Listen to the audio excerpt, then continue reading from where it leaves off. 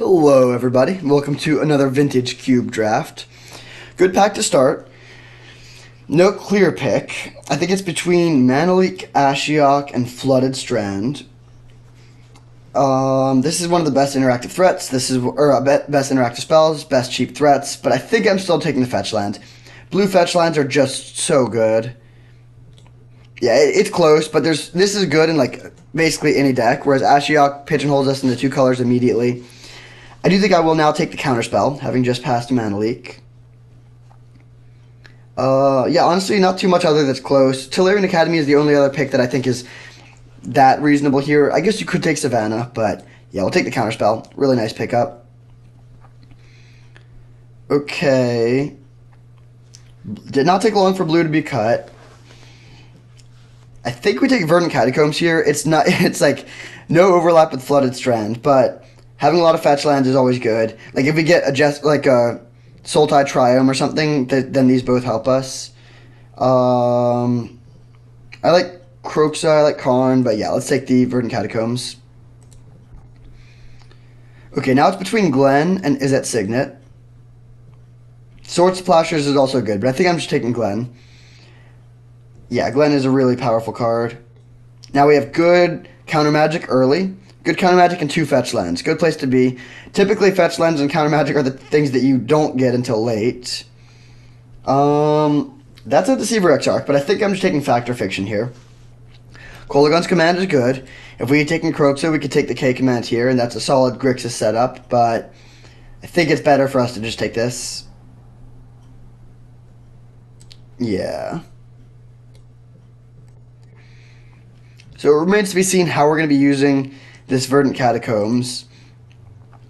But I like this position. I think typically you don't want to commit to a having one color that you know you're playing after 5 picks is good. But like in this situation, if we see like a 7th pick Dak Faden, we can like go into blue-red. That's great. If we see a 7th pick Teferi, we can go into blue-white. We're just way more open than if we had taken Ashiok early and committed to a certain 2-color combination, or taken, Kolaghan's Command or whatever. This is a very flexible start. And again, Verdant Catacombs, not looking great with what we have so far, but with the Triomes, they become way better. Like, this is not that great if there's only shock lands and fetch lands in the format, but the Tri-lands really make... I mean, this Verdant Catacombs can get any of the Triomes except for specifically the Jeskai one. So, like, if we play Jeskai, we probably don't play the Verdant Catacombs, but in any other color combination, this could help us. And it even could help us if we're Jeskai, because we could have, like, the Bant Triome or something, and then that makes this be able to get blue-white.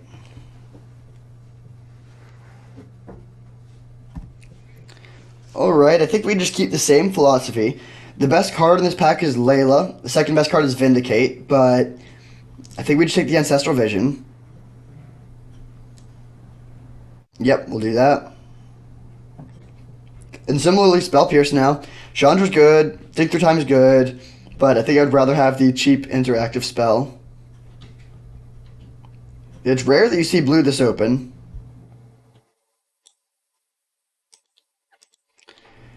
Okay. I think we take the Simic Signet here. Yeah, that seems good. I don't really want to be blue-green, but I also don't want to be mono-blue. I know right now it looks like I do want to be mono-blue, but I don't think mono-blue is typically very good. But here we are kind of forced towards blue-green. The only card here that's good is Tireless Tracker. Thundermaw Hellkite's good in some decks. I guess so is Emery, but yeah, we'll take the Tireless Tracker here. I don't really want to be straight up blue-green, though. I wouldn't mind... Okay, Bant is an option. This is a land that we can get with both of these. White looks fairly open. Yeah, I like that plan. We can try to be Bant mid-range. There's a Stoneforge Mystic. We just passed a Batterskull, though. Mirari's Wake is just kind of underpowered, but we could take it. Could also take Temporary Lockdown. Yeah, actually we'll take this card. I think Mirari's Wake and Stoneforge are both kind of bad. Oh, wow. Late Swords to Plowshares. Okay. Very happy we moved into white. We could just be blue-white too. We don't necessarily like Razorverts think it helps with the fixing, but Council's Judgment is a really, really strong removal spell. Yeah, I think I'm actually taking Council's Judgment here. So we're blue-white now. We might splash green, but at first it was looking like we're blue-green. Now we're solidly in blue-white, which is better.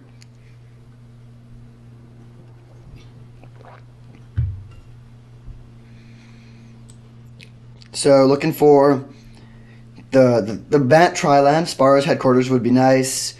Honestly, this is a really well-rounded first pack. We have 3 pieces of permission. We have 3 removal spells. We have 2 pieces of card advantage, 1 piece of ramp, 1 threat. Now we can take Elspeth Resplendent, which may or may not make the cut, but it's actually kind of good here. It's very good with Tireless Tracker, also kind of good with Temporary Lockdown. Ooh, well, I'll take a Soul Ring. This is a really good deck for Soul Ring. Most decks are pretty good Soul Ring decks, but it plays especially well with like Glen, Factor Fiction, stuff like that. Coalition Relic is also good. Honestly, lots of good artifact mana here. Shark Typhoon is decent. We passed a lot of stuff that combos with a Splinter Twin, but whoever picked up that Zealous Conscript and Deceiver Exarch will be happy. But not as happy as us, because we got a Soul Ring. Okay, interesting pick. We could take Signet, or we could take Ponder. I think it's really between those two. Probably not playing this in the main deck if we're playing Soul Ring. The mix or Selesnya Signet is somewhat likely to come around. Artifacts are often taken somewhat highly, but the Artifacts Matter decks have Ugin and Timeless Lotus to take, and Selesnya is like never a commonly drafted archetype. Yeah, I think I'll take the Ponder. I think if I would slightly prefer Signet in this deck, but Ponder is also really good, especially with our 2 fetch lands, and will definitely not wheel, whereas I think Signet is like basically 50-50.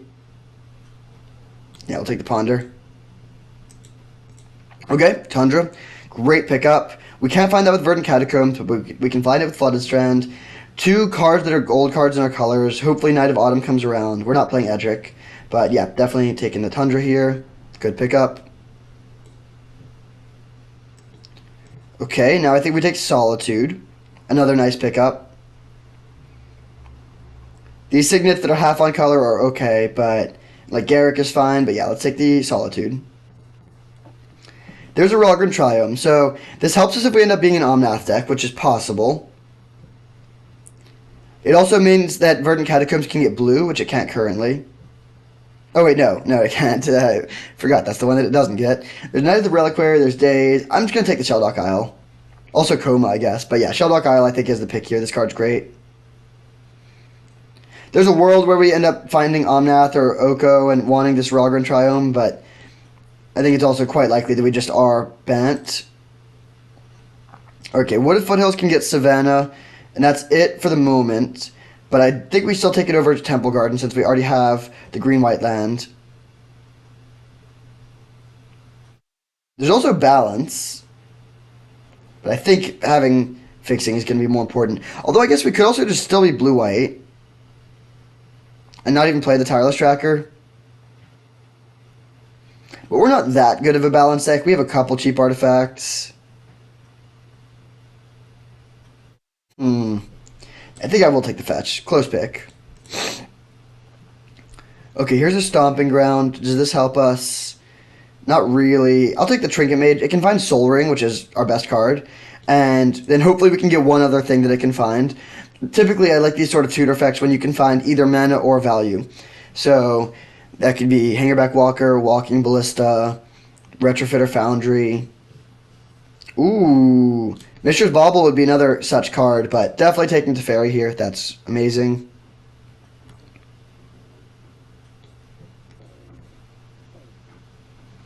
Yeah, the deck is looking sweet.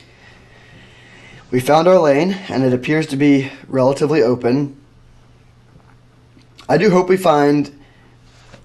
Like, Sparrow's headquarters would be so nice. Just turning all of these 3 fetches into tri-lands. That would single-handedly put our mana from decent to almost perfect.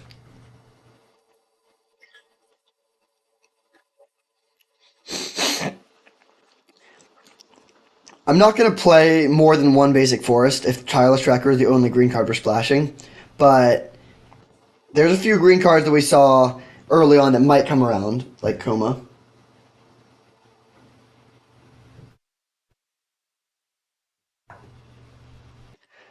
Alright, now we need to decide between a few good options. We're not taking History of Benalia, so it's the Wandering Emperor, Shark Typhoon, or Thirst for Knowledge. Close pick. I think I'll take the Wandering Emperor. We don't have that much removal. Yeah, we'll take the Emperor. Close pick, though. Shark Typhoon is good. Okay, Recruiter of the Guard can find Solitude, Glen, Trinket Mage, and Tireless Tracker. There's also the Signet and the Wall of Homens, though. I think I'm just going to take the Signet. Yeah, ramping into some of these threats seems pretty good. We do have very good green mana now. With playing no forests, we have Savannah, Wooded Foothills, Verdant Catacombs, Flooded Strand, 2 Signets, so 6 sources. So I think this Night of Autumn is pretty free.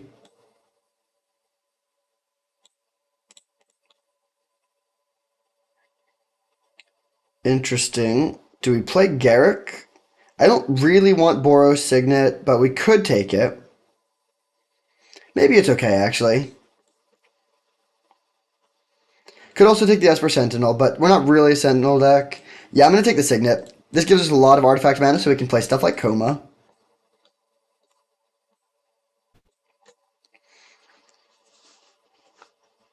Alright, we're well set up to be an Omnath deck. We could pretty easily splash red at this point, too, if we found one red fetchable land.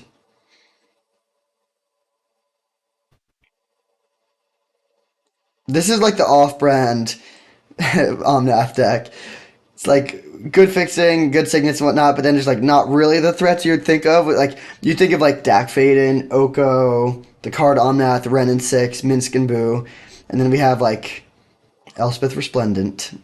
Not quite as good, but hopefully good enough. Okay, what do we have here? We're not a channel deck. There's no fixing for us. We could take Jace. We could take Chrome Mox. Honestly, not the best pack for us. I think we do just take the Jace.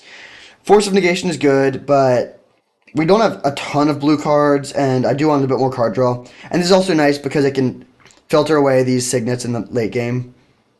Chrome Mox gives us another hit off of Trinket Mage, but yeah, let's just take the Jace.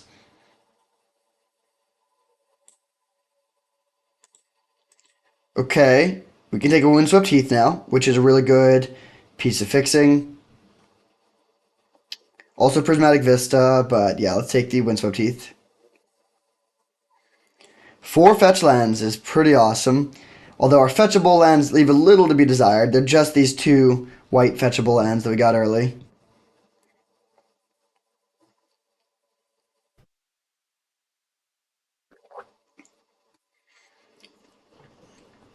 Ooh, okay, nice. Path to Exile is good, but I think I'm going to take this pick to take a Ketria Triome. We don't have a blue-green land yet, so this means that all of these, like, every single one of these lands can find this, so that helps a lot. Plus, it gives us a very free red splash if we see a Minsk and Boo or anything like that in this pack. Yeah, let's take the Ketria Triome. Path to Exile probably won't come around, but that's fine. Okay, there's a Retrofitter Foundry. Muldrifter is good, but I think I like taking... Well, actually, so is Krasis. We got the late Coma. We might get a late Krasis, too.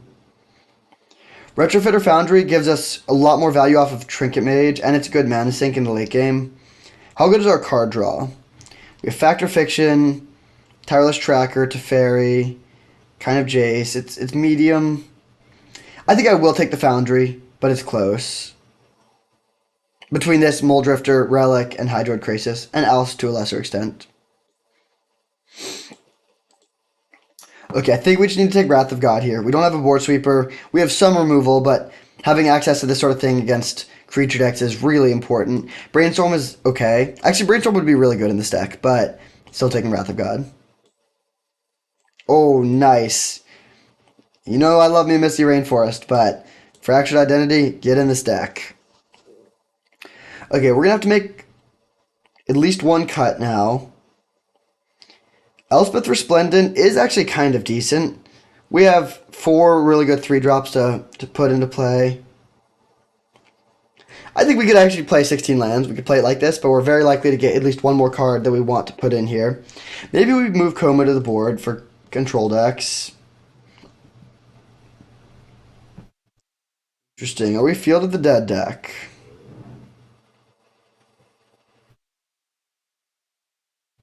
Could be.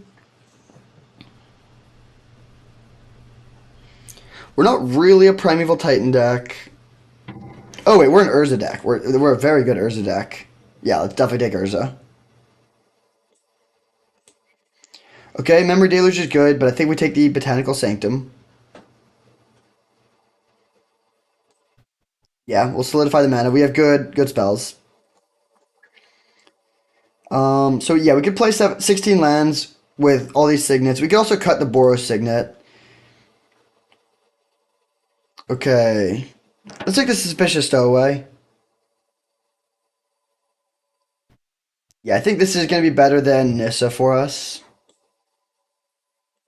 There's the Leovold. Is that playable for us? We don't have good access to black mana. Unfortunately, no, actually. If we'd taken the Sultai land, we could have. I wish we'd done that now, because we didn't end up with any red cards. But I'll just take Thraben Inspector. Thieving Skydiver or Garruk Relentless. Let's take Garruk. Then we get a late oust. But actually, I might just take the Relic. We have no uses for the... Yeah, let's take the Relic. Karmic Guide, sure. Metalworker. Last Big Giver. Okay. So what are the cuts? We need to make a few. Honestly, this deck seems kind of sweet. We're a good Urza deck. We have good threats. Maybe we can move Wrath of God to the board because we have a relatively high creature count. It'll be the best card in our deck in some matchups, but not really necessary in others. I like all the cheap artifacts. Maybe we do just cut the Elspeth. It's just kind of weak. And then we could play 7 basics. Plus Soul Ring and 2 Signets, so 19 total mana sources. So let's sort by color. 12 blue, 7 white, 3 green. Okay. So we have 1, 2... Wait, these can all get blue, right? Yeah. 1, 2, 3, 4, 5, 6, 7, 8, 9, 10, 11 blue.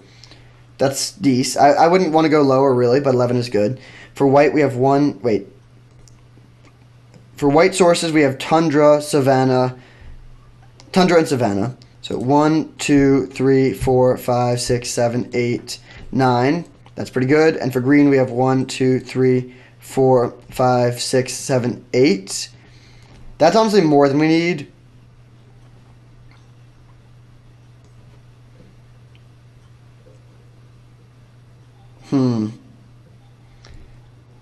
Does cutting this mean we're at the risk of not being able to find a fetchable land? Like, Verdant Catacombs and Windswept and Wooded Foothills can get Savannah plus Ketria Triumph. I think I will leave one forest in the deck, actually. Yeah, we'll run like this. Pretty sweet Bant deck. We have, yeah, I think it's just well-rounded. We have good acceleration, good interaction, some solid threats, a low curve. See you in round 1. Alright, here we are for round 1 on the play against Redeemer 85. Really good hand. We will definitely be keeping. We have all our colors. We have turn 2 Garruk or turn 2 Teferi. We can go Savannah off of Wooded Foothills and then Tundra off of Windswept Heath.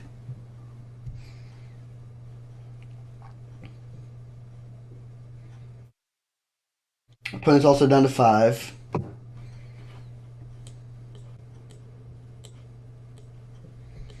Soul Ring is unbelievably good. I can't believe this is a card. There's just no downside at all. Like, it makes mana the turn you play it. Deck uses it well. Cards like Garruk are what use this well. Alright, they got a 5 that they can keep. Even if they kill the Soul Ring, our hand is fully playable, but it becomes amazing if we get to untap with Soul Ring, which it looks like we will. Okay, do we want to play Teferi first? I think I'm just going to play Garrick. Yeah, let's just get the Garrick into play. Start building up a board presence.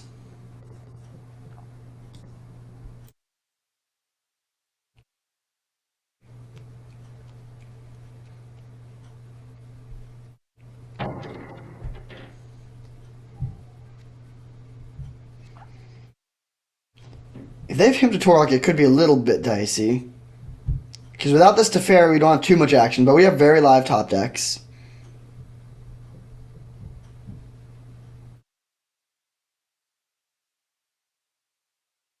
Looking like it might be a collective brutality.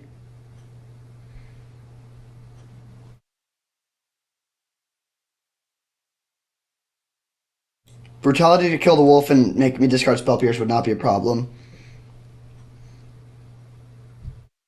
Okay, sure.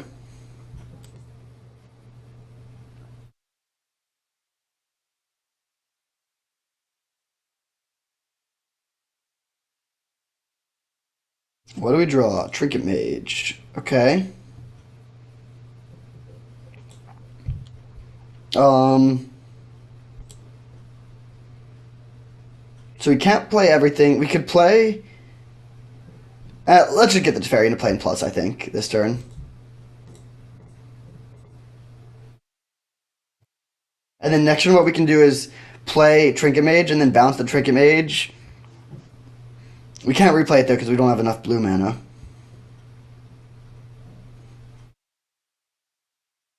A lot of stuff into play on turn 3.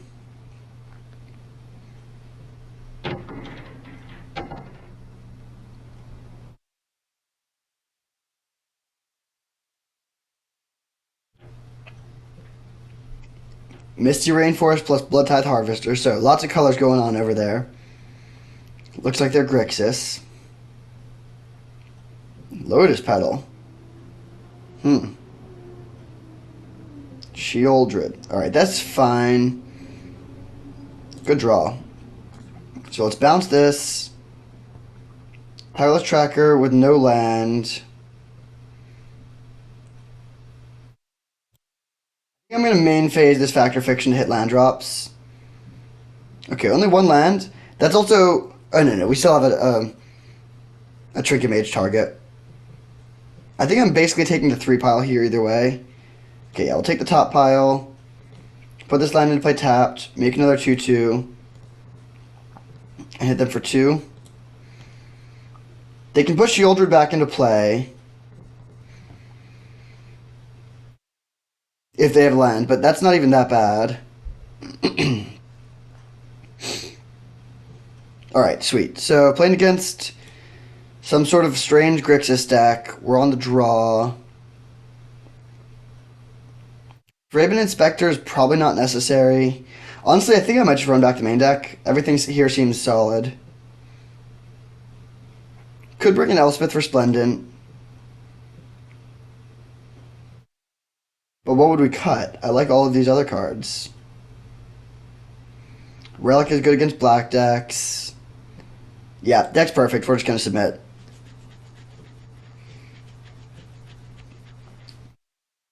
I guess we could cut Suspicious Stowaway for Elspeth, maybe.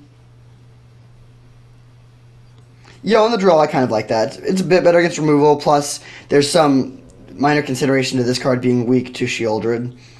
Jace is, I think, a better version of that effect.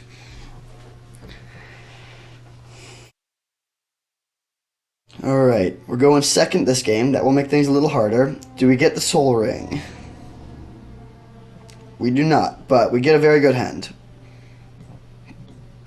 We'll keep... This could have been a Suspicious Stowaway. Either way, we would probably just be discarding it to Jace.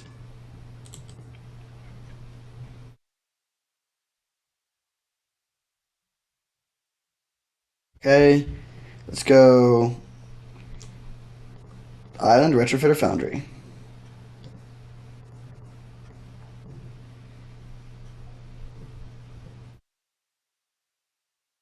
Okay, this can only get Ketria Triome and one more Forest.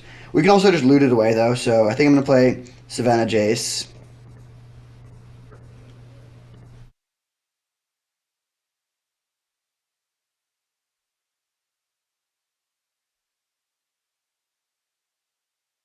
Shriekmaw, kill my Jace. That's totally fine. Okay, let's grab Tundra and play Teferi Plus.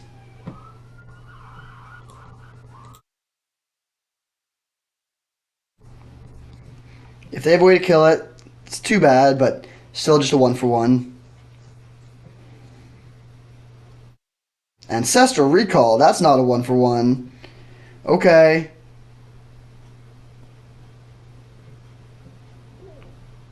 This card's kind of funny with a Shieldred. You could play this targeting your opponent to just dome them for 6 for only 1 mana. Okay, I think I'm going to draw a card here. Fractured Identity, that's a good one. I'll play this and pass.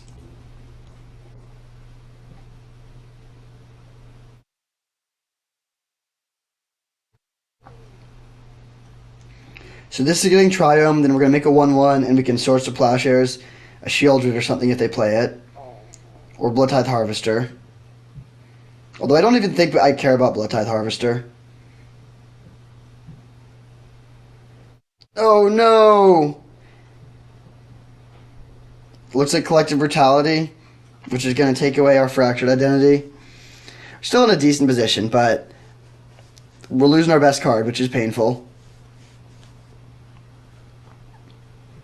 Well, our best card in this stage. I do think Soul Ring is a better card than Fractured Identity, as strong as this card is, but at this stage of the game, Fractured Identity is what we need.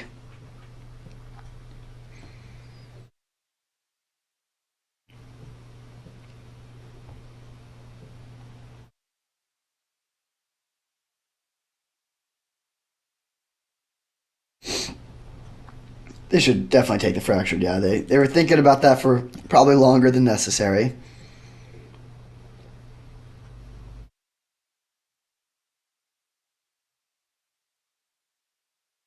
They do know about the Swords of Plowshares now, though, so they're not going to just jam something into it.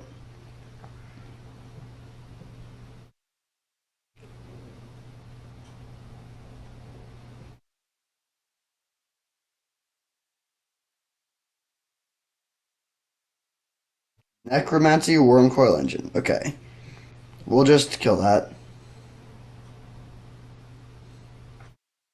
Gains them a bunch of life. I mean, Wurmcoil Engine isn't even that bad, but because we can chump block it forever, but I think it's still worth it to just take this out.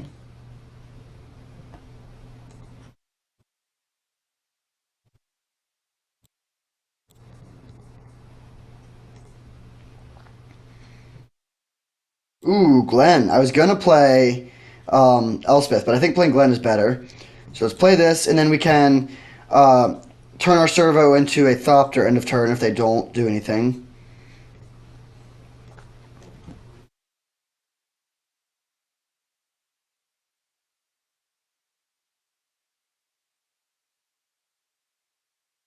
Massacre Worm. Okay, fair enough. That's pretty good. I mean, we can bounce it with the Fairy. It kills both of these. No point in sacking this for a Thopter because it just dies either way. So Elspeth is kind of sweet with Glenn. It makes it so that it sticks around. So let's bounce this. Man, rough draws. Land.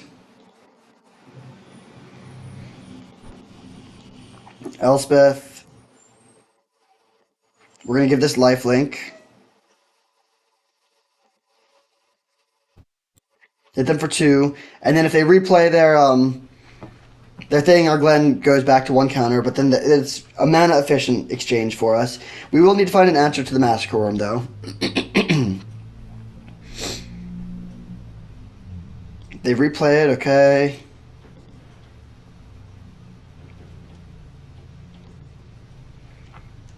Actually, I should not have 6. Okay. Soul Ring. Okay, I think I'm just going to give this lifelink again. And we're actually threatening to Ultimate Elspeth next turn, which I've never seen happen. So let's play this, drop the Soul Ring into play, and then we can make a bunch of Thopters. or more likely make a Thopter than or make a Servo, block the Massacre Worm, then sack the Servo to become a Thopter. We'll take two, which isn't ideal, but it's fine. So we can beat this Massacre Worm pretty easily. If they have a bunch of follow-ups, it could get rough. Oh no, come on. So they get to just steal our Elspeth and Ultimate. And that will end the game.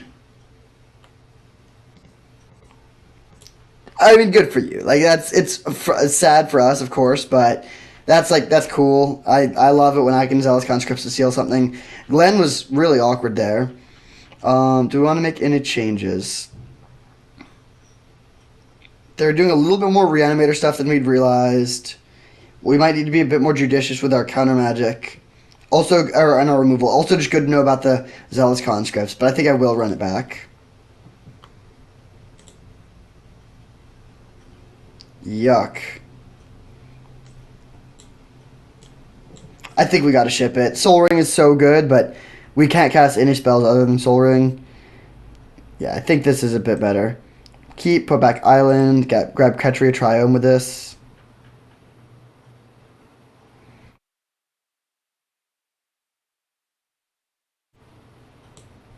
Opponent's also on 6. This cannot get white, so we can't play Council's Judgment right now, but that's probably fine.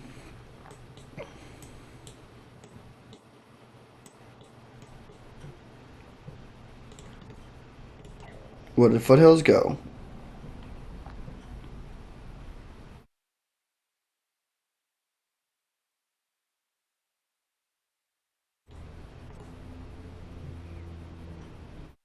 Solid draw.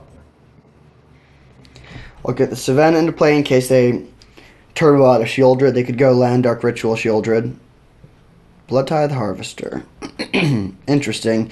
I know I said I wanted to be judicious about my counter magic, but I think I'm going to Swords to Plowshares this because we have a backup removal spell plus card draw, and this way we can minus the Teferi to take out the blood token without losing our Teferi.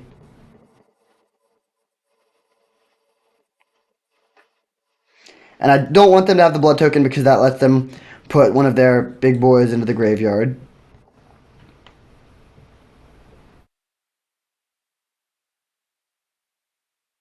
Chart a Course, okay, so they can still put something into the graveyard, but they have to do it in a more inefficient way.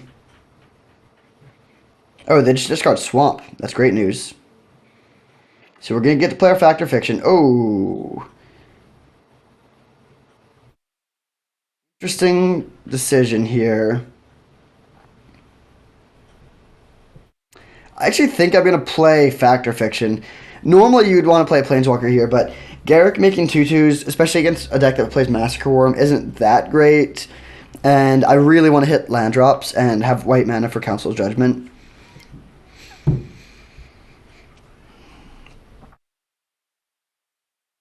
Burst Lightning. Okay, I'm going to use this in response because I really don't want them to counter it. Okay, I'm happy we did this because we didn't have many lands coming up. Lots of good hits there. Relic of Progenitus is a good piece of hate against them. Interesting. Okay, I think I'll take the bottom pile if they do this.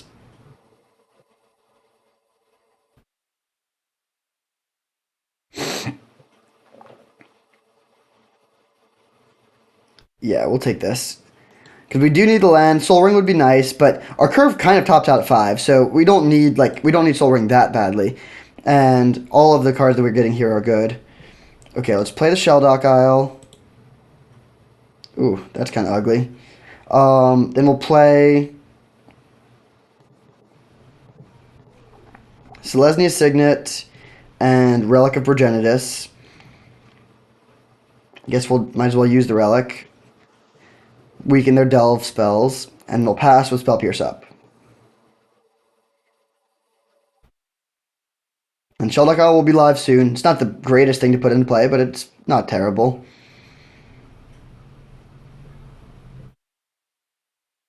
Ancestral Recall, unfortunate.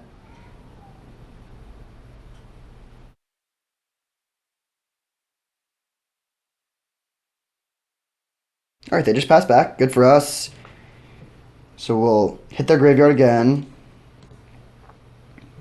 We can ponder into Shelduck Isle, but I'm just not in a rush to get the Shelduck Isle going. So let's see. We have 1, 2, 3, 4, 5, 6 mana. Um,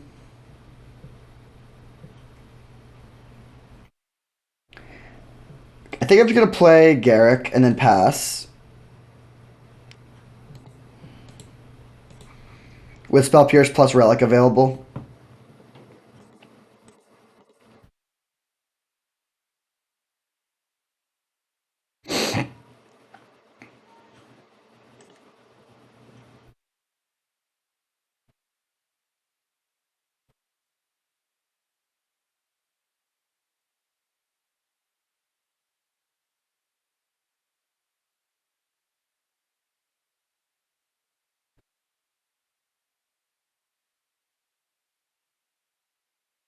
Six mana, Massacre Worm, okay. So they get to kill our wolf, but then we can take that out with Council of Judgment. Wandering Emperor, interesting. Is that better? No, I think I'm going to use Council of Judgment because it plays around counter magic better.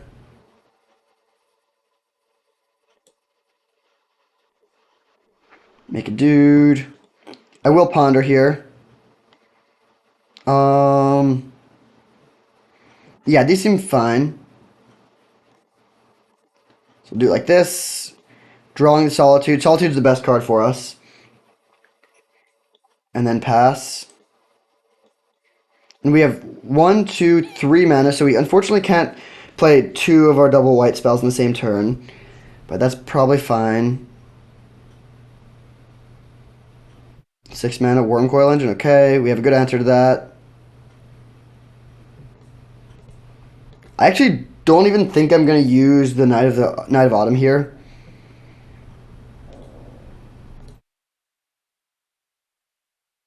I think I'm just going to Solitude this now.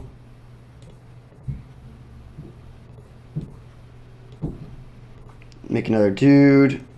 And keep the beats coming. And now we've exiled 2 of their main threats. We could have gone for the Wandering Emperor to take that out, but I think this is a little bit better because it plays around counter magic, like I said, and it gets this nice threat into the battlefield. They just pass. I don't know what they could be holding. Maybe like reanimation stuff.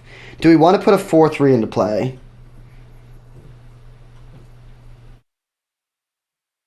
Then we're swinging for 4, 5, 6, 7, 8, 9, 10, 11. I think I will. Gives us some good pressure.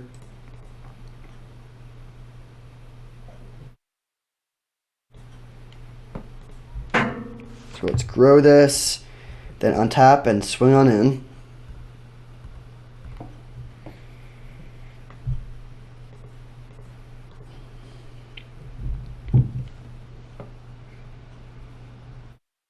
So we'll do that, hit you with everything.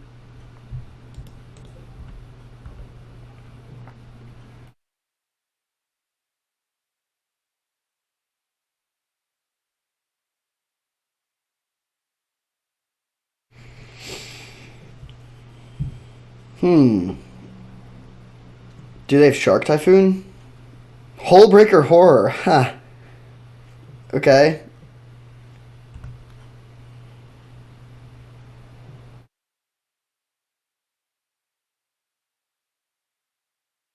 So, kind of interesting point here. We could kill this by playing Wandering Emperor to give it the Night of Autumn a counter. Then it goes to 5, and then using Garruk to kill it. That doesn't mean we lose 2 things, but I think it's worth it to do that here.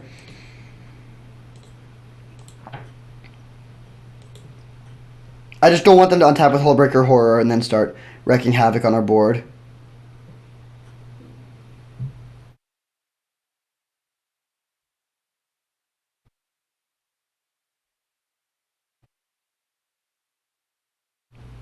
I really hope they don't have a 1 mana spell, a 1 mana instant.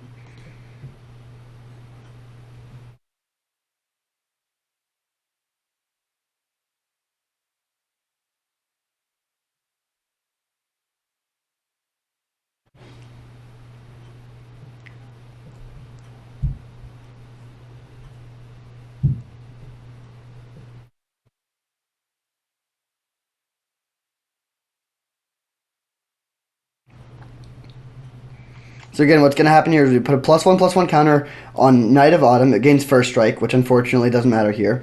That puts 5 damage on the Hullbreaker Horror. Then we use Garruk to deal 3 damage to the Hullbreaker Horror, and to deal 7 damage to Garruk. So we lose our Knight and our Garruk, but we get to kill their 7-drop, and then we'll still be in a decent position with 3 creatures on board, a Planeswalker on board, pretty decent hand. We still have Relic to mess up their shenanigans.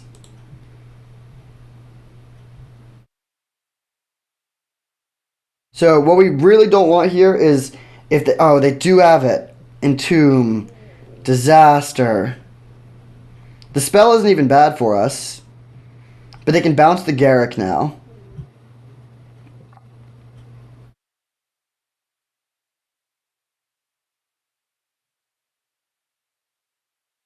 They're bouncing the Knight of Autumn. Okay, that's actually fine. I'm not... Well, do we Spell Pierce this? I don't think so. It just does nothing against the Relic.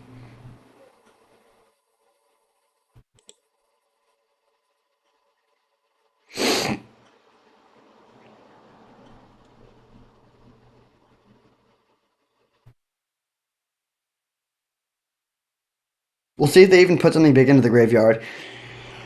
If we do choose to replay one of our threats, then then the Relic of Progenitus shields are down. So if they put like an Archon of Cruelty or something into the graveyard, we might just need to take the hit. Okay, that's what I thought they were going to do. They're just going to thin a bad draw out of their deck. So this ability fizzles. We hit them for 7. Then we'll make a 2/2 and play Trinket Mage to find Retrofitter Foundry. And now we'll see what they have. I mean, they have a Hullbreaker Horror in play. Every time they play a spell, they return something, which is kind of good. But I think we're in a fine position. Our only hard removal spell for this left in our deck is the Fractured Identity. But the Wandering Emperor can kill it if we get, like... So if they go 2 spells, bounce both of these, kill our Wandering Emperor. We're still not even that far behind. We have a lot of creatures on the board. If they had a bunch of card draw going, that would be bad. And if they can, like, they might be able to chain cantrips, which would be quite bad. But I think we're slightly ahead here.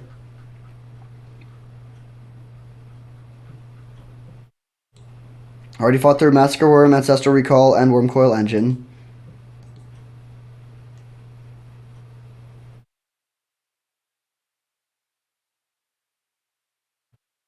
If they have Collective Brutality, okay, they do. So they can kill the wolf, bounce, or yeah, kill the Trinket Mage, bounce the wolf, and then kill our Wandering Emperor. They don't discard anything to escalate this.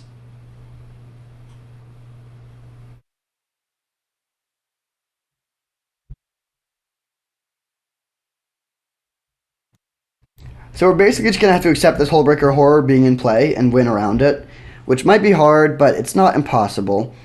They do have another spell, though, which is really bad. Zealous Conscripts.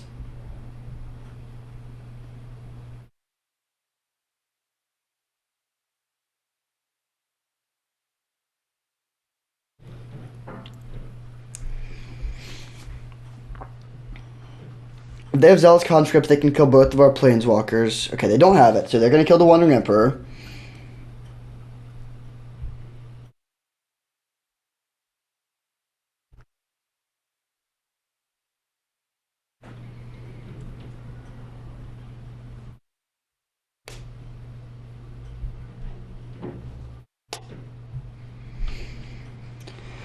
Okay, Windswept Heath was not what we were looking for.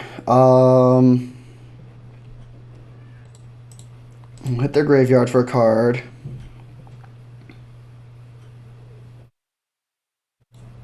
Um, 1, 2, 3, 4, 5, 6, 7, 8 mana. So we can play Knight of Autumn plus Relic, plus Elspeth if we want. Is there anything relevant we could hit off of the Elspeth minus? Not really.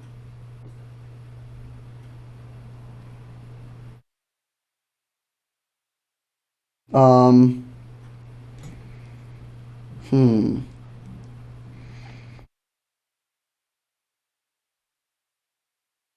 Okay, I think I'm not even going to play the Elspeth then. Let's make another 2/2.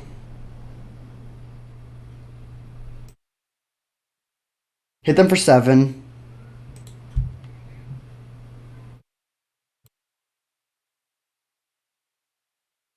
And then we're going to play Retrofitter Foundry and count our mana.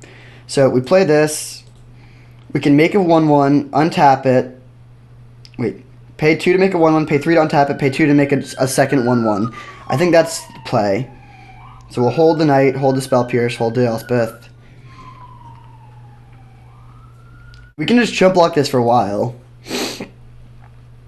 And again, if they're only bouncing 1 permanent a turn, we're making at least 3 permanents a turn, so that's not going to be enough. Interesting game. 1, 2, 3, 4, 5, 6, 7, 8, 9 lands. So we do have half of the rest of our deck is lands, which is not great. We're fairly likely to start drawing some junk.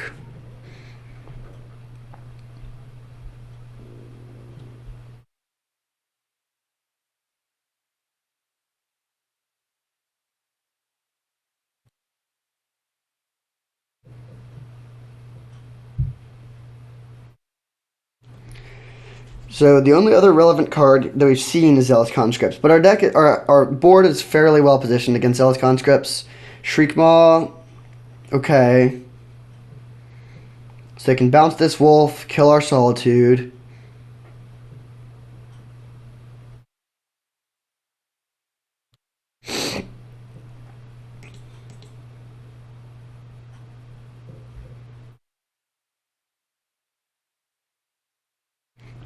It still doesn't beat Retrofitter Foundry though.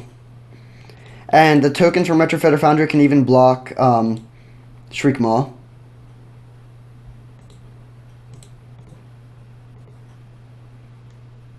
Okay, I think we might as well turn this into 1/1 flying. We could just create another 1/1, but it seems better to just sack this to make a flyer.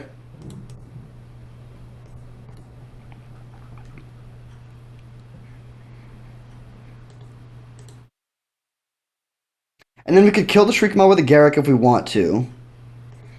But then we lose our Garruk. That doesn't seem worth it. Let's attack them with everything.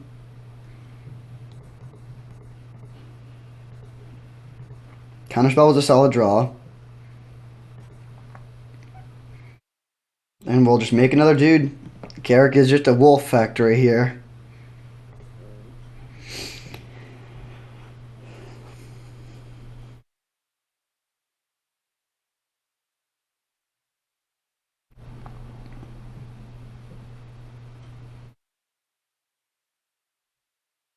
Okay, do we play around them having an instant here? Because we could turn our Thopter into a 4/4. I think I'm going to go for that. And then if they use a spell on this, like, we sort of just want to force the action and make them use their spells now. And then we can respond to that.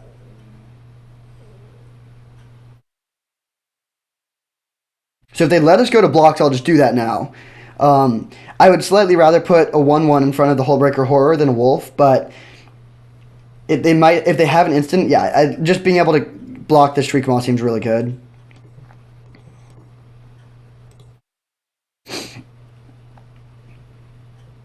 We get to keep our 4/4.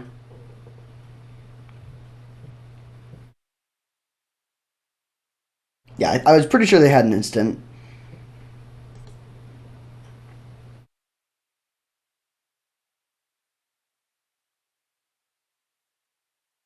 Okay, Fatal Push, targeting Wolf, then they can bounce the construct that's blocking those Shriekmaw. This is fine. I'm not going to counter this Fatal Push. It looks like we're down on creatures now, but we have this Retrofitter Foundry that can put in some good work. Exile another card of theirs. Untap the Foundry.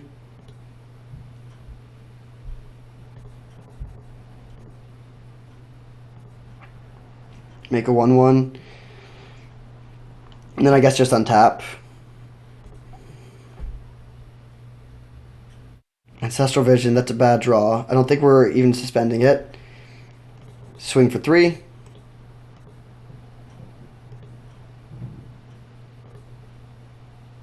Make another wolf.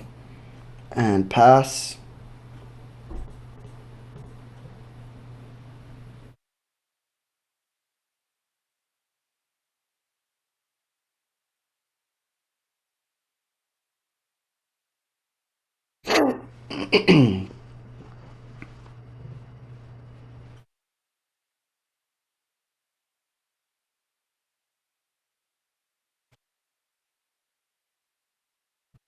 Very interesting game. I feel like usually when people play Hullbreaker Horror, they just win. But it's been in play for many turns and we've been able to grind through it. Or at least, I mean, we're winning the life race. They're down to 4.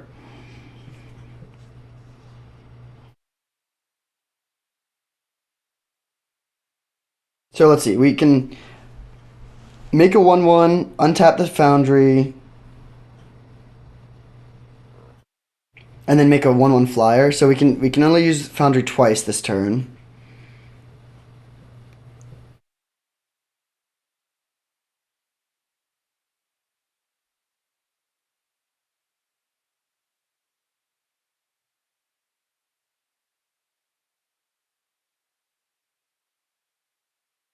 Four mana. What is this?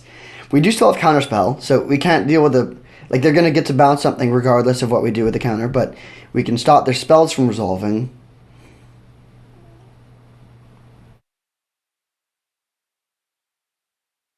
The two spells that we want to draw are Urza and Fractured Identity.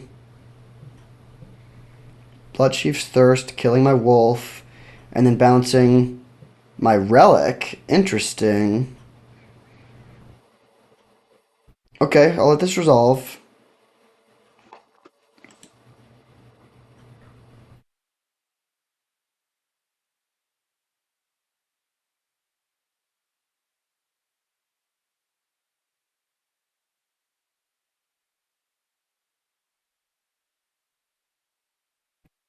Okay, so let's make a 1/1.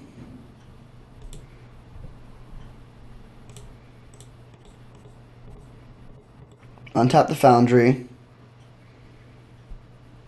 And make a second 1/1. And then try to double jump. We could also go for the kill, but I think I'd rather keep the Garruk around.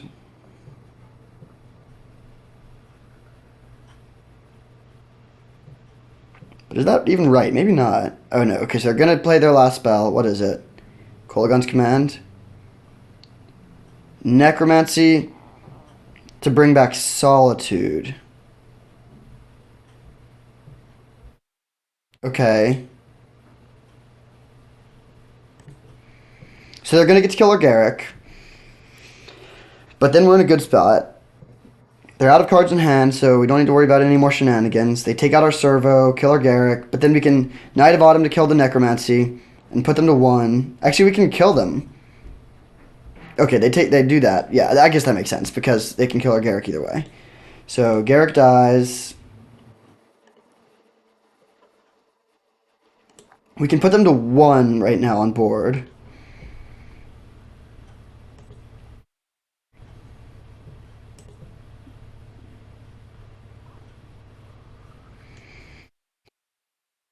Okay, how do we want to do this? Do we play the Elspeth Resplendent? Putting them to 1 does seem kind of enticing.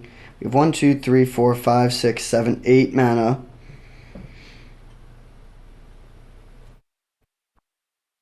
I think I'm gonna play out the Simic Signet and the Relic, and then hit them for 2 and pass. Not use Elspeth here, because this way we just get more mana for. We can hold up Counterspell and we get more mana for the Retrofitter Foundry. I'm gonna leave the Relic up, so that we can exile our own Solitude if they go for a play like that again. They definitely can't attack.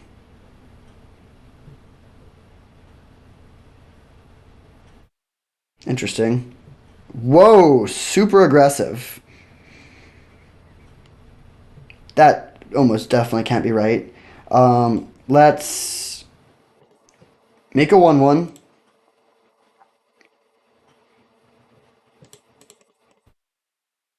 Untap the Retrofitter Foundry.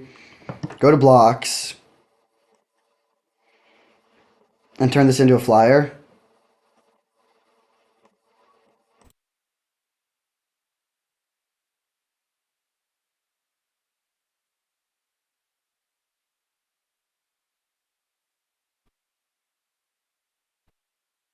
Sheoldred.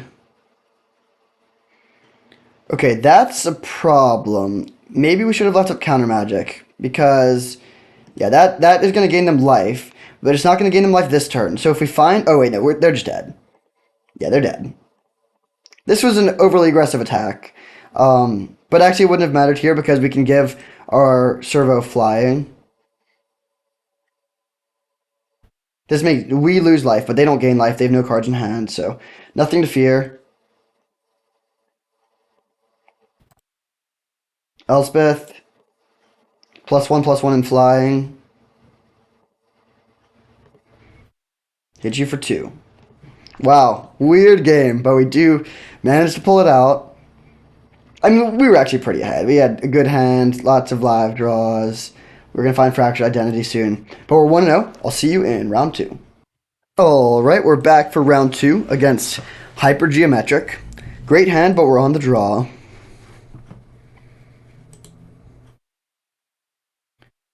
Okay, interesting. Verdant Catacombs cannot get an untapped blue source. So I'm going to play a little conservatively here and play Island to hold up Spell Pierce.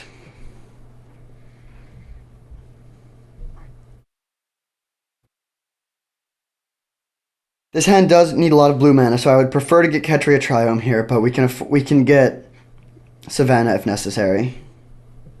Ooh, okay.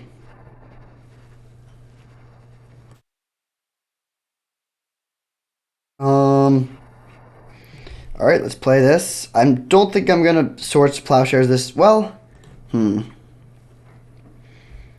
it's kind of close.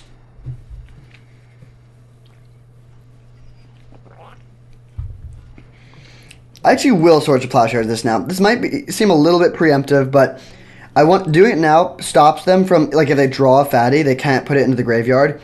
We have Spell Pierce up for their first thing, and then we can flashback the Swords to Plowshares later with Jace. Like, this hand can interact with them a lot. So I think I just want to use my interaction quickly and make sure that we don't end up being stuck with, like, removal that we can't use. Okay, Iona in the yard. Iona's not that good against us, honestly. But I will certainly still Spell Pierce it if they put that into play.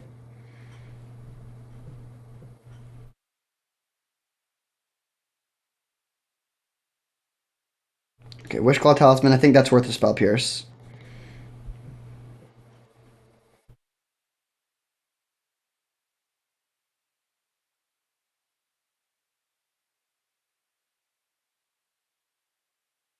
Okay.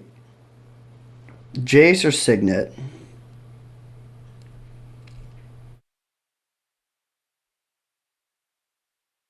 So we could play Ponder Signet. I think I will start with Ponder. Well, actually, no. Getting Jace down is kind of good. I really wish this Signet made blue mana. Because then we could play Signet into Jace. What's best bet against them putting Iona into play? Probably Jace. Because then we can flashback Swords, so they need to put this on white, but then it's on white, and we have access to lots of blue stuff. Although I guess we can't really win if Iona's on white. I think I'm going to Ponder, actually. And play Signet. And then try and set up for Glen plus Glen activation next turn. Okay, those are some good cards. Let's keep them. Actually, this is kind of best of both worlds, because now we can play Jace, too. This means we're not setting up for... we're not setting up... Yeah, I mean, if they put Iona into play this turn and name white, we're probably going to lose. But there's a good chance they won't do that, and if we get to untap, we're in a very dominant position.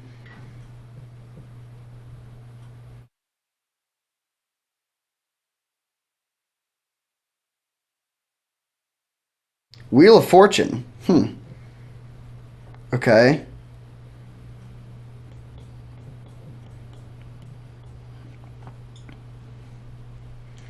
Well, yeah, I mean, if they reanimate Iona on white, we're going to lose. We don't have great answers to that. They would probably bring back Griselbrand, which we potentially could beat. Okay, let's play. Let's flip the Jace.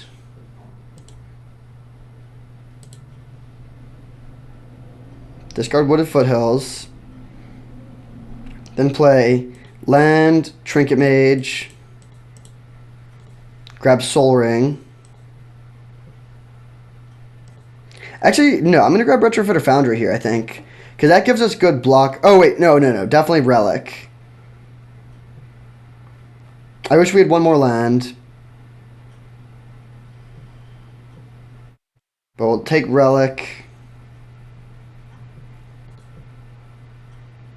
Play Relic. Yeah, one more mana would go such a long way.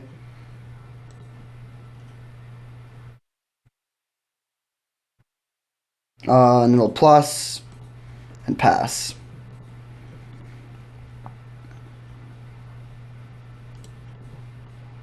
And if we get to untap, we win. If we get to untap with Relic in play, it's definitely over. But there's a good chance that they put Griselbrand into play this turn and draw tons of cards. If they're able to put Griselbrand and Iona into play, we definitely die. Post board, we can bring in... not too much, actually. We have no more Graveyard Hate, but having Relic plus Trinket Mage to find it in the main deck is nice. And we have relatively good counter magic, and then also, Fractured Identity, so it should be a fairly good matchup, but Iona on white in particular is scary. This is the turn of the game.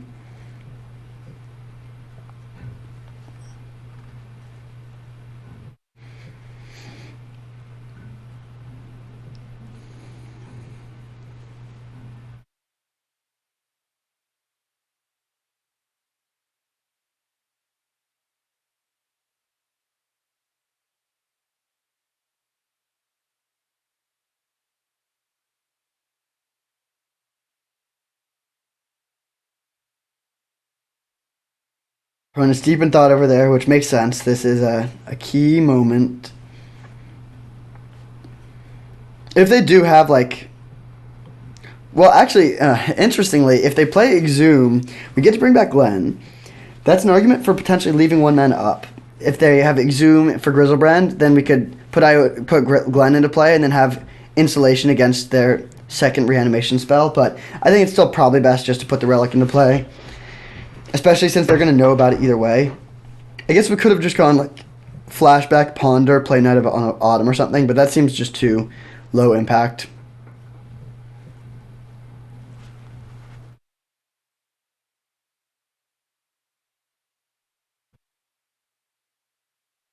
Exhume, okay. I'll just do this just in case they randomly click on their spell. Oh, it's so unfortunate that we don't have one more mana. If we were on the play, we would have won this game so easily. Alright. We have no more game actions for this turn. What do you got? They do Zealous Conscript. Interesting. Oh, yeah, that's fair. They get to Flashback Exhume to put something else into play.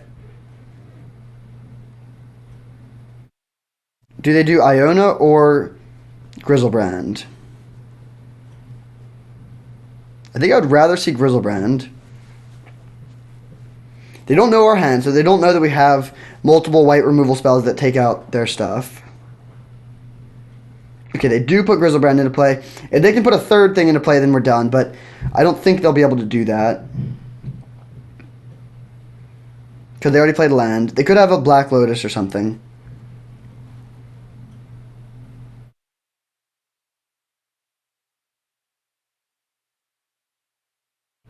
They have a Mox Jet. Brutal. Please don't also have Animate Dead.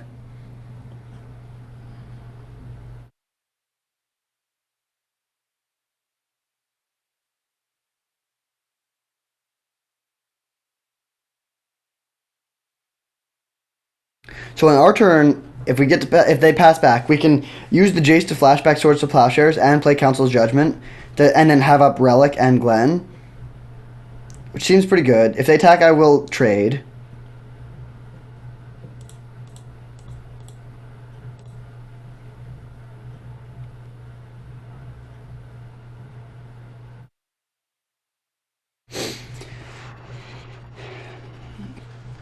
A very real plan could be just running them out of threats in their deck here. Since we have lots of ways to exile them.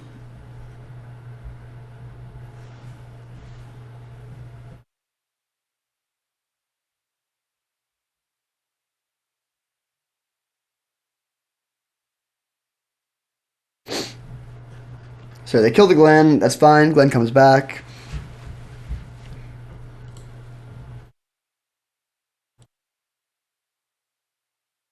Oh, they have a bolt.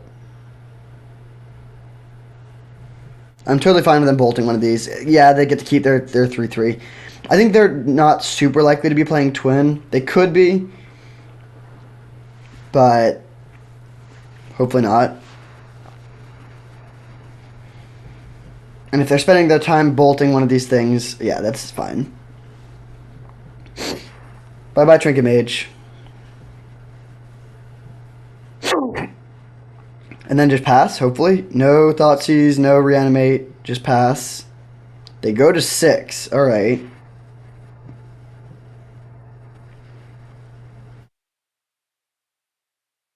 Okay, nice. I think we just win now, basically. In fact, we could go for the kill right now, which would be Fractured Identity on their Zealous Conscripts. We don't have a mana up. If we draw Soul Ring, we can do that with Protection, and that would be great. How worried are we about...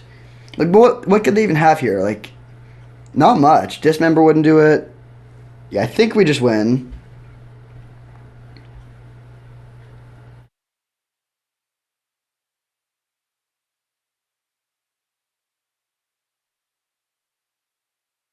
Okay, I think I'm going to go for this. We could take the safe line and guarantee that we survive, but I think we're going to go for the win.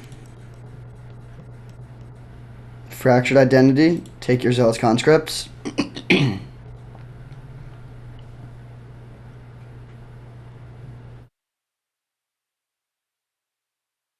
pretty much just Dismember that gets us here. Nice. Steal your Grizzlebrand. And come on in for lethal.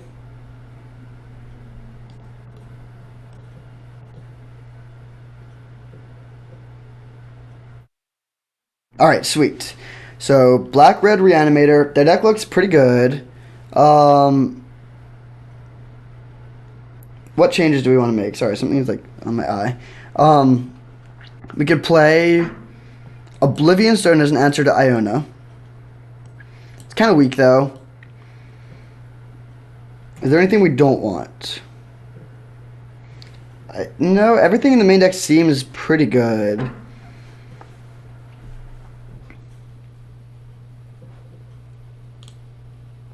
If we were to put this in, what are we cutting?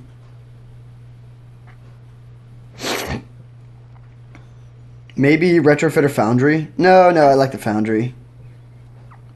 I like the card draw, certainly. Could cut Tireless Tracker. Let's just cut the Oblivion Stone. It's fine.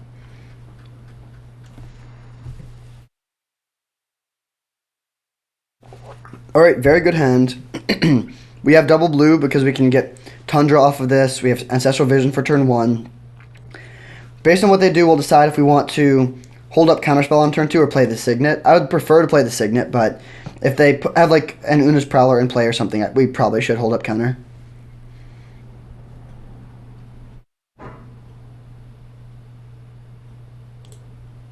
Alright, pretty tame start. We can no longer get untapped green source with Winds of Teeth, but that's fine.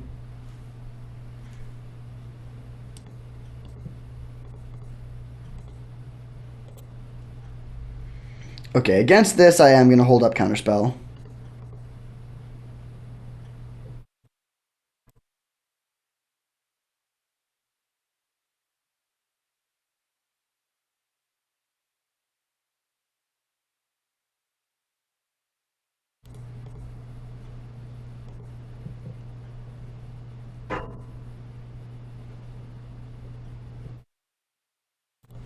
Okay. Still passing. Unfortunately, we can't play Signet into Counterspell here. I'm going to grab a Ketria Triumph with this and save one fetch line for a Tireless Tracker, but I want to get another blue source.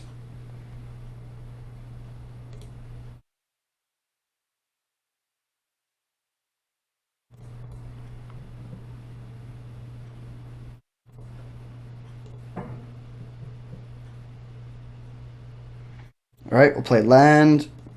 Signet, still holding up Counterspell. And pass turn. Next turn, our Ancestral comes off. This is a really slow start from the opponent. Just this sort of holding pattern doesn't really work when your opponent has an Ancestral Vision taken down. I mean, they're hitting us for some damage. We are down to 11, but still.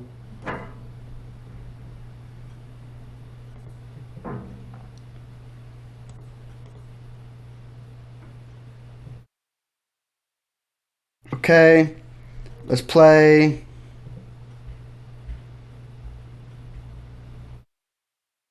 Tireless Tracker into Fetch Land.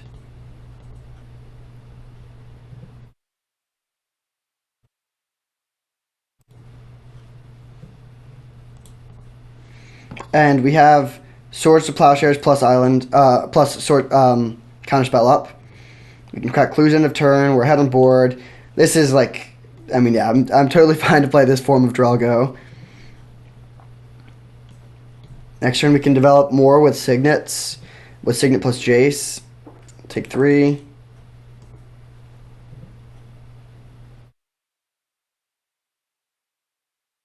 My life total is getting low, but I'm not really worried about their beatdown plan. They do have Burst Lightning, though, so we should try not to go into Burst Lightning territory.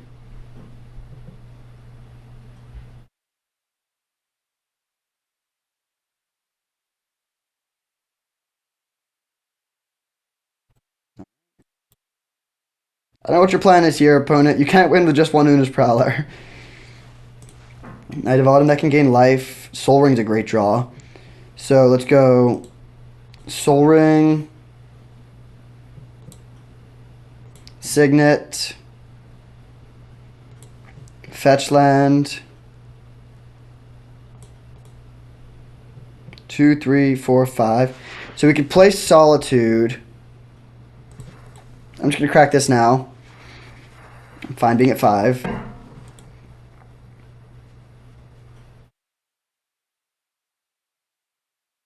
Swing for 4.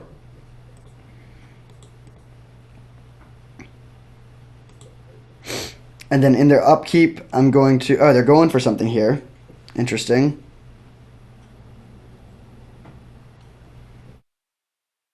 Burst Lightning my face. Okay, I think I'm going to Solitude their Una's Prowler in response to go to 1.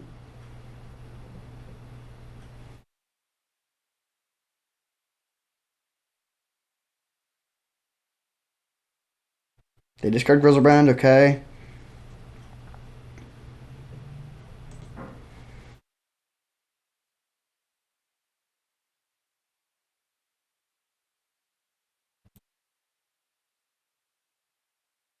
So I guess if they have Burn Spell plus Reanimation Spell, we do lose here.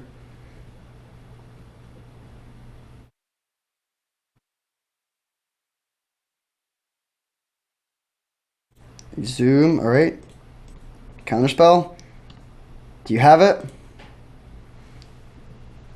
Yeah, looks like they do. Okay, we might have misplayed here going so low. Yeah, probably did misplay. We should have won that game. I'm sorry about that. What we should have done is just discard a card to Una's Prowler at some point along the way. Weird game. I played pretty poorly, though.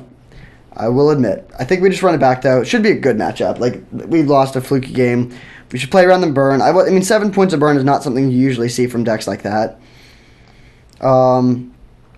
Okay, this is solid. We're going to get a Tundra on turn 1, suspend Ancestral. Tundra plus Savannah, and then Island gives us good access to all of our colors. There was also we should have just evoked Solitude. Yeah, we should have just countered the Burst Lightning probably. Well, no. What we should have done is Swords to Plowshares, their thing, and then we could evoke Solitude on our own Tireless Tracker to stay about to gain some life. That probably would have been the right play.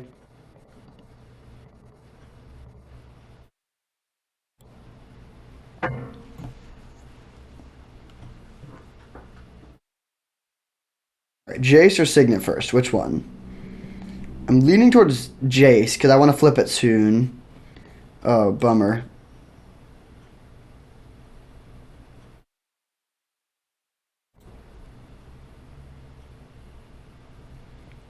Botanical Sanctum. Okay, yeah, let's get the Jace down.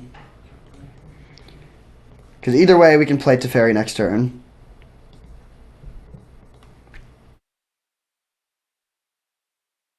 They might kill the Jace, but that's fine. Faithless Looting. Well, alright. I mean, they could put something into play this turn. We have Teferi to balance it. Oh. Do they have Shallow Grave? Oh, no. Well, that's bad.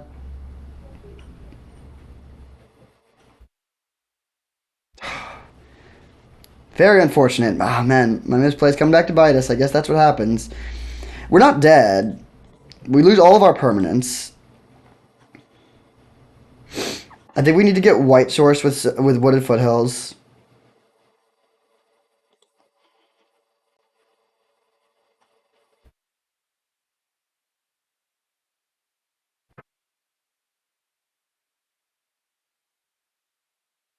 Glen is not really what we want to see.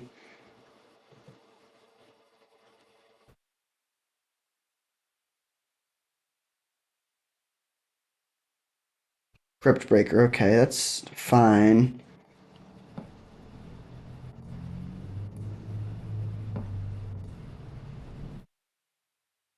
So we go land, Signet. Pass turn. The next turn we draw 4.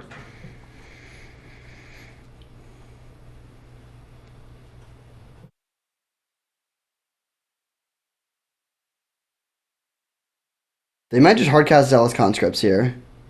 Oh, Hymn to Torok, okay. Those are 2 of the cards that we wanted. But if we draw land... I mean, yeah, we're in a reasonable position here. We just need to hit, like, something good here. Like, a land and 1 relevant spell. Okay, that does it.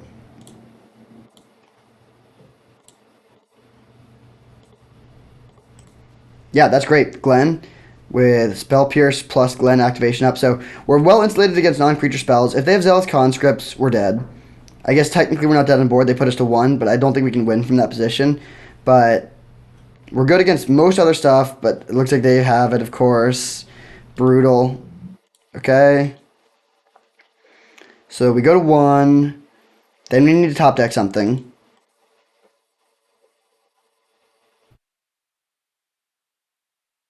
Hopefully they go for a Burst Lightning here for the kill. Looks like they're F6 though. So we need to find a creature. Urza, okay. That means we're going to have... Oh, wait, no. That doesn't even mean we have to tap out a blue. Because we can play Signet.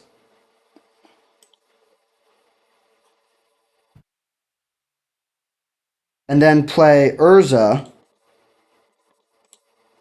And then we can tap the Urza.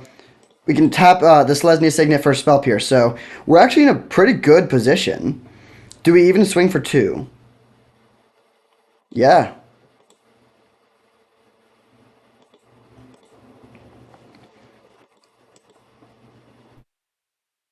We need to close out the game quickly because we're at 1. But this is a pretty good position. We have double blue mana available. We can counter 2 non-creature spells at least, maybe 3. Urza clogs the board pretty well. And it's also a mana sink, so we can spend that and dig for, like, life gain of some sort. I think we are actually slightly favored in this position. That Urza was a great draw.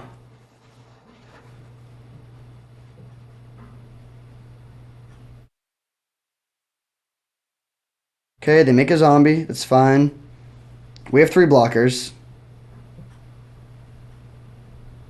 Please be a non-creature. Okay. I'm actually going to Spell Pierce rather than use the Glen. Because I don't know if we'll get value out of the Spell Pierce otherwise. And we might need Glen to, like, trade with a zombie and then counter something else.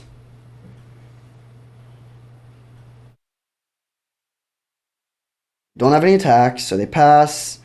Then we spin Urza.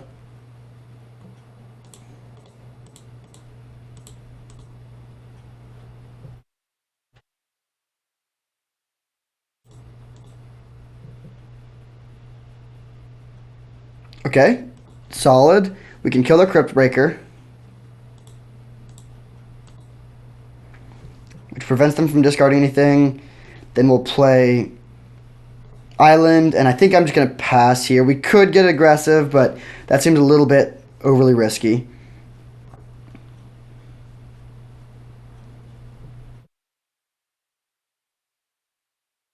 So something like Massacre Worm would kill us, like a good creature that they can hardcast for 6 mana. But with every turn, we're going to get further and further away from the precipice. I would love it if they attacked, but they won't. Okay, we also want to leave up at least 2 blue at all times. Ooh, good draw. Spin Urza.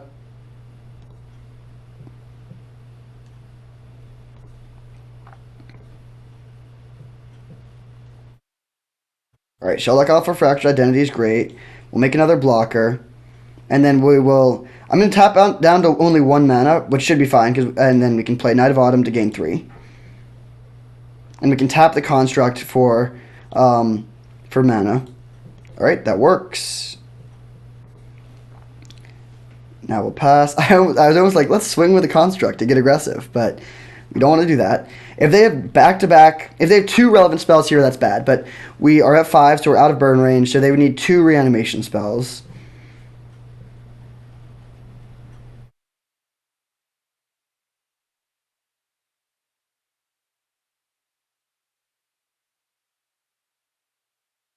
And then if we get to untap and hold up Fractured Identity at instant speed, in fact, we might just be able to win on board. We could go Shelldock Isle, steal your Zealous Conscript, steal your zombie. Then we would have a bunch of attackers. Interesting. So the plan was to ultimate Garruk. I think I'm not going to do that, though. I think we can win without Garruk here. The problem is if their last card was then a reanimation spell, it would be bad. And I think we can afford to be a little bit conservative here. Okay, I think we're just going to play that for Relic.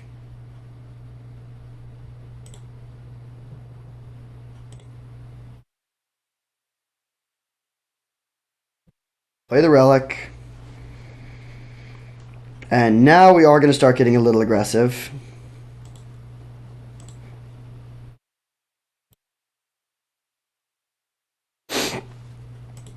Take 6. And we'll pass.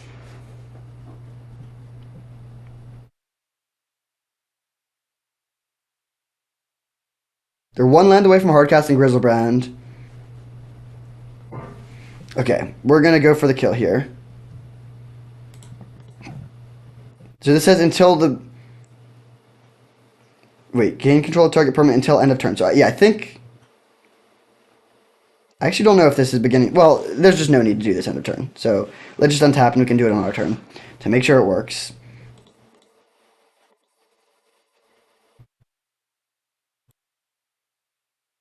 Both games that we've won here have come via Fractured Identity on Zealous Conscripts. Man, remember when they hit us with Ulamog? Made us sacrifice all of our permanents? We were able to rebuild pretty well. We're 2-0. I'll see you in the finals. Alright, here we are for the finals against Kring. We are on the draw, which is bad, but we have a great hand, which is good. We have all our colors. Potential turn 1 Swords to Plowshares, turn 3 Garruk against creature decks. Looks like we are playing a creature deck. Okay. I think I'm just going to take this out immediately. It's kind of close, but I just want to slow them down, especially when we're on the draw and they're on a mulligan. No Rofellos. Rofellos. Wow. Well, that's really bad. We have Garruk to kill it next turn, but this is a key turn. They could play Primeval Titan.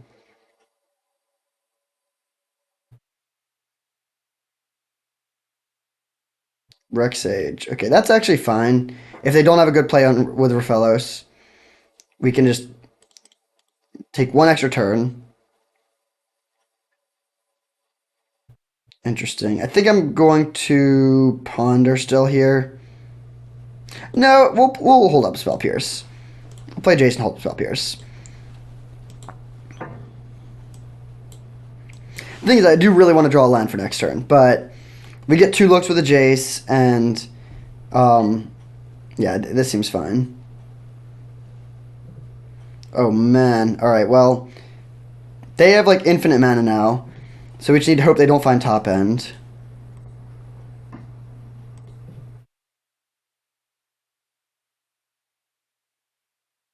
Soul Ring, okay.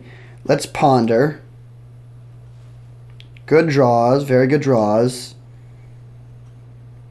So we can play Soul Ring into Teferi this turn, bounce Rofellos. I think that's probably worth it. So we'll go...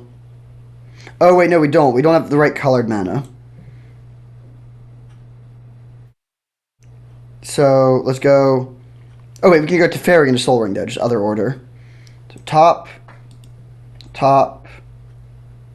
Wait. No, this doesn't work. Wait, we need to draw the... Oh, wait. We can loot. Shuffle your library? No. Loot. Discard Spell Pierce. Land. Soul Ring. We could play Teferi, but I actually might just play Glenn first. Because Teferi's just going to die. So, well, it depends on how much mana they have. If we play Teferi and bounce Rofellos, they still have 3, 4, 5, 6 mana. If they have Rofellos, they have, like, infinite mana. But they didn't have anything last turn. I think I'm going to risk it and play Glenn. And then next turn we can play Teferi with Glenn to block and... Or even play Solitude. If they don't do something this turn, then I think we're in a really good position. But they could get us here. I will very happily trade half of Glenn with Reclamation Sage.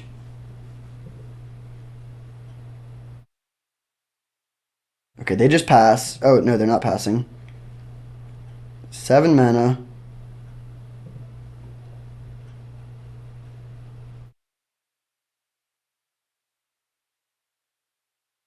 Okay, weird. So let's flip our Jace. Nice, I wanted to find that. So I'm going to get rid of Garruk. Well, actually, no, Garruk is good.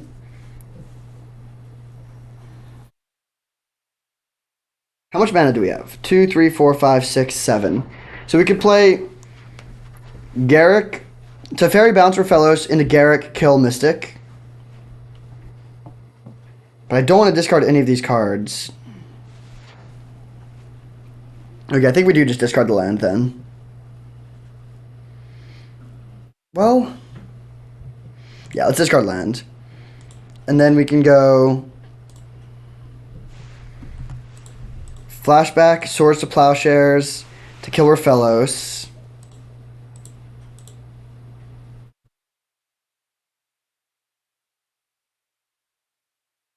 And then Teferi to bounce their Elvish Mystic.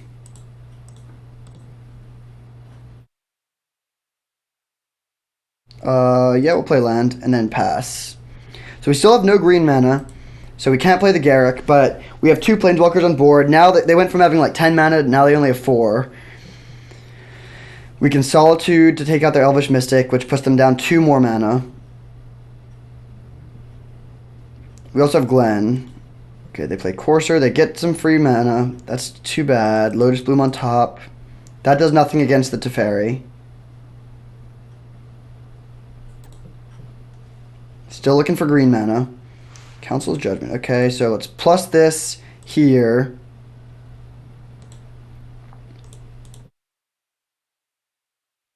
I guess there's no reason to use the Solitude now. We can do it in their draw step so we get more information. So they draw the Lotus Bloom. They do have a land on top, which I don't want to let them play. So, play Solitude. Alright, nice. So we're playing against mono green. Let's bring in Wrath of God. Let's bring in Temporary Lockdown. I think Oblivion Stone too. Just all the Wraths. What do we not want? Relic of Progenitus is probably not necessary. It's good with Urza, but that's it. Basically it.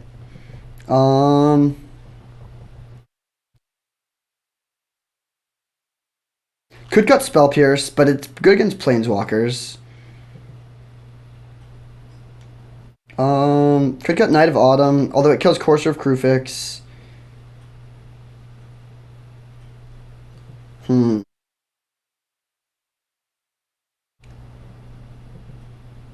I think I'll cut the Knight.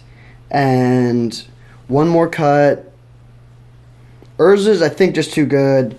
Glenn, maybe it's Glenn. Yeah, I'll cut the Glenn. It's kind of expensive, and their deck is mostly creatures. Okay, this hand's keepable. It's not amazing, but it does have Fractured Identity and all of our colors. If they have their best draws, they could run over us, though. Fast Bond. That's scary.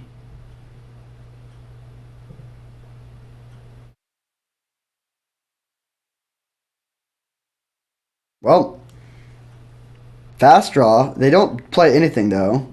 Okay. I think I'm going to play Ketria Triumph first, but doesn't. I mean, it just gives us slightly more mana. We're going to be playing it no matter what. Um, it doesn't really matter, though, because we'll have green mana next turn either way.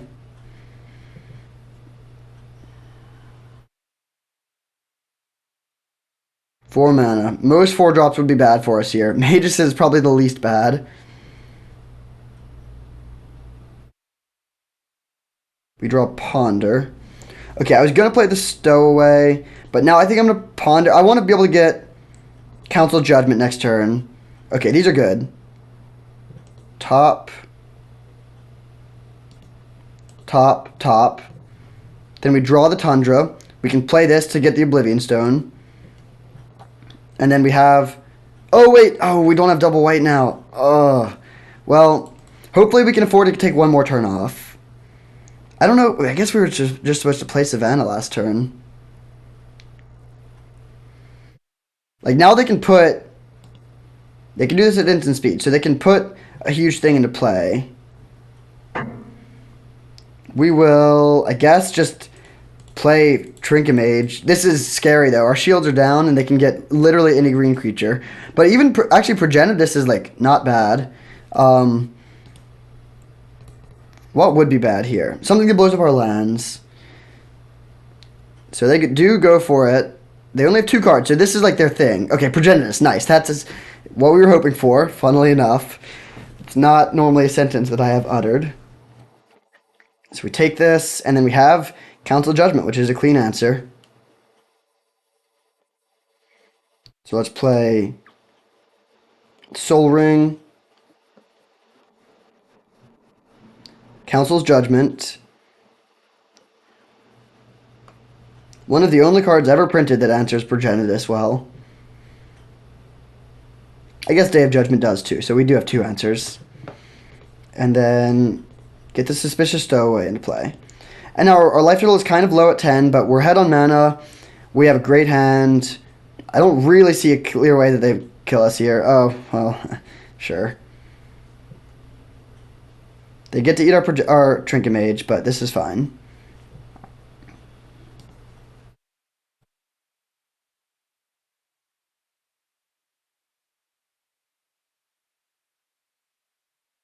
If they don't have a play here and this flips, we're in even better position.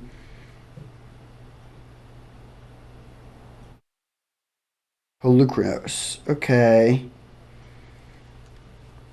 How do we want to do this? Well, let's start by hitting them for 1. And then I think I might just Fractured Identity the Polukranos.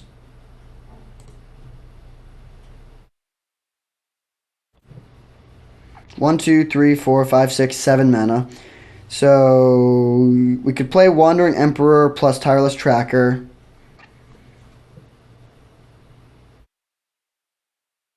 I think that's needlessly risky, though.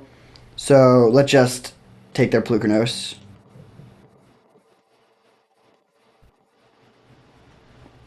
This blocks their Endurance.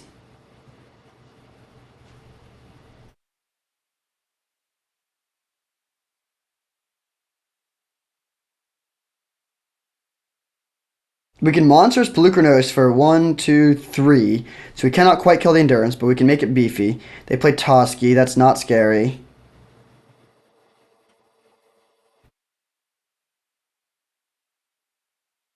Solitude. Good draw. I honestly don't even want to hit them because I like every card in my hand.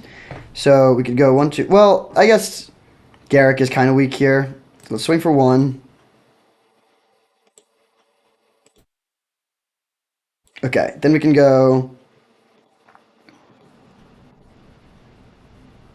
Tireless Tracker, Island, Hold up Solitude and Wandering Emperor.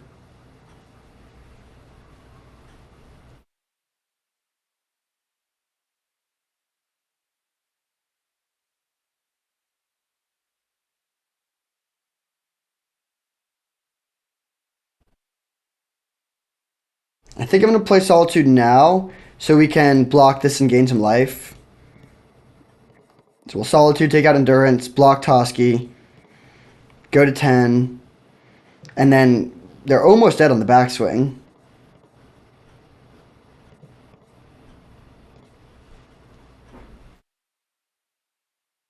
Wow, Council's Judgment, the real MVP. Garruk Wildspeaker, super weak. We can just Monstrous Pelucranos to... Oh, they untap lands. Weird. Channel? Okay. That's a way to get back into this.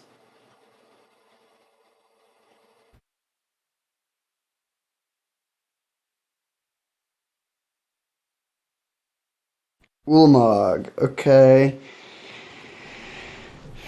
Interesting. I think we can beat this.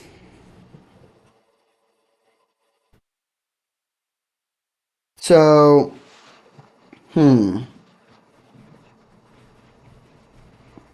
what happens if we attack with everything? They block Tireless Tracker. We hit them for 4. That's not enough.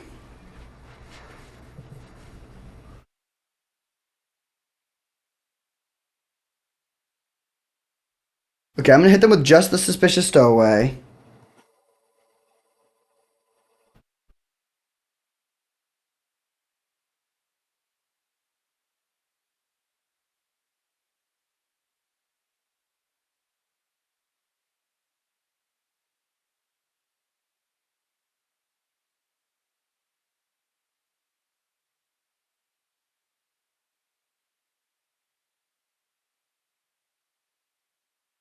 And we want to find a land so we can play the land, make a clue, and give us more permanents to sacrifice to Ulamog.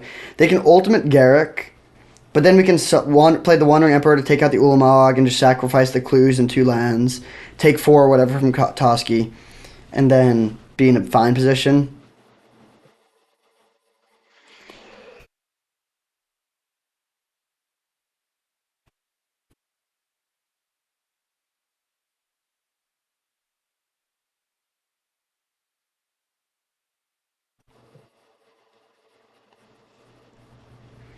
We could also find Teferi.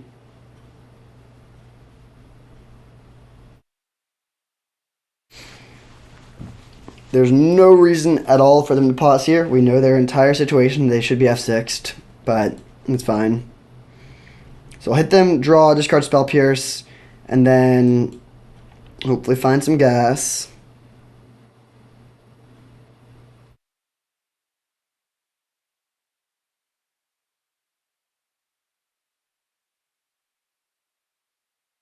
Ulamog, the Infinite Gyre. Pretty beefy boy, 10/10 indestructible. But my ragtag bunch of elementals, human scouts, and human rogue werewolves are going to get the job done, hopefully. Okay, that's bad. I guess I'll discard the Signet.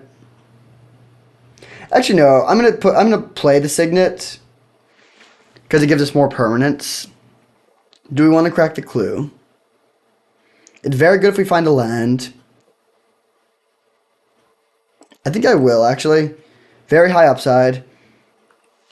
And it's fine if we don't draw land. Okay, finding a fetch land is best case scenario. Then we'll play Selesnya Signet and pass. We could not play the Signet, which would let us flip the Suspicious Stowaway, but I don't think that that's that relevant here.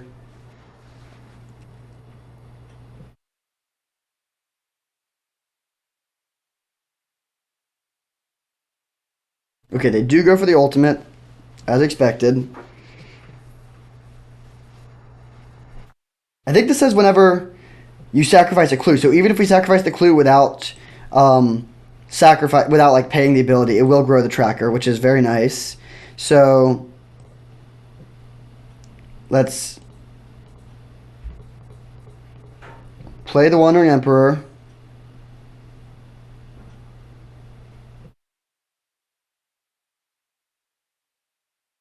GG. They put a Progenitus and an Ulamog into play, but they were not enough. So, exile target tapped creature, we gain 2 life. Then I'll let this Annihilator trigger happen. We'll sacrifice 2 clues. Signet Plains. Alright, nice. Got there. Trophy number 18. Let's pull up the deck list. This was our Bant mid-range deck, and it was a pretty sweet one. We had a few different things going. So first of all, Soul Ring plus 2 Signets that are on color gave us some solid acceleration and Trinket Mage to find it. Then we had a good suite of counter magic with Spell Pierce, Counterspell. Actually, I guess we had a little less counter magic than I realized. And then Glenn, so 3 counter spells to some extent. And then good exile-based removal. The exile was key. Swords to Plowshares, Council Judgment, Solitude, the Wandering Emperor, and Fractured Identity. Is a ton of ways to exile threats. And we played against 2 pseudo Reanimator decks and like a green deck that cheated things into play too. So there was a lot of massive creatures that are hard to deal with most removal, but our flexible exile-based removal was able to get the job done. We had a really good Trinket Mage package. There was at least one game where Retrofitter Foundry was phenomenal. This card definitely proved its worth. Fractured Identity was good as always. The mana base was not perfect, but it was functional. It definitely got the job done. Yeah, just a pretty sweet league all the way around. I made a couple slight misplays, but we were able to overcome them with the deck building. I think I'm a good player, but a great drafter. Like, that's where my real forte is. But then we made a couple slight misplays that we were able to overcome. Definitely a sweet league, and we got the trophy. So thank you for watching. I hope you enjoyed, and I'll see you next time.